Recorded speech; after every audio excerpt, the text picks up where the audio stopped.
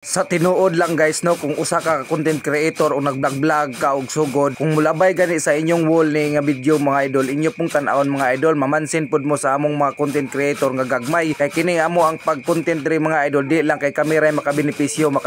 pud mo idol, kay mapansin man pud mo ni algorithm nga nakipag-engage pud mo ani nga video. Unsaon man nang mamili ka og video mga idol, nga mamili kang nindot nga may imong tan-awon mo nang di ka mapansin ni algorithm mga idol, og mag-upload kag video mo nang gagmay kay kag views. So way good mga idol, makipag-engage ka perminti nya tan-aw kog video nya, humana gud idol nya, mag-like ka or di mag-comment ka, di ba? Naray panahon mga idol nga mukalat ng imong video tungod ni algorithm mga idol. Ingon ana si algorithm magpakalat og video mga idol, mao na nga kung nagali video nga ingon ani gani inyo pong tiwason. Kay ako nga usa ka content creator guys, mutan-aw gyud ko sa ilahang video og ako ginang humanon mo like gyud ko og mo comment. Naaman gani usa idol nga mapuno na lang nang ako ang notification tungod sa mga video sa mga content creator nga makipag-engage ko, kay mutan-aw magyud ko sa ilang video niya kung humanon mo na nga mo like ko og mo comment. Ayaw gyud anara mga idol nga magsige na lang kag scroll kay wag gyud kay makuha ana kitang tanan nangandoy gyud ta nga mutaas atong views mo nang di gyud ta kabuot mga idol kun dili si algorithm ra gyud. Mao nang di gyud ta kabuot mga idol kung kanus mag-viral lang atong video og nakasunod ba buta sa iyang palisiya. Og kung ikaw dili usa ka content creator o vlogger, pwede rasad ka mo scroll mga idol kung wala ka ganay sa ako ang video, pero kung gusto po kang makatabang sa mua pinaagi lang sa mga views, pwede rasad imong tiwason og mo like ka or mo comment. Kay kaming mga content creator o vlogger, dako na kay nagtabang sa mua ug dako na kay nagkalipay sa mua ang mudaghan og views, og diri rataman mga idol, daghan kaayong salamat.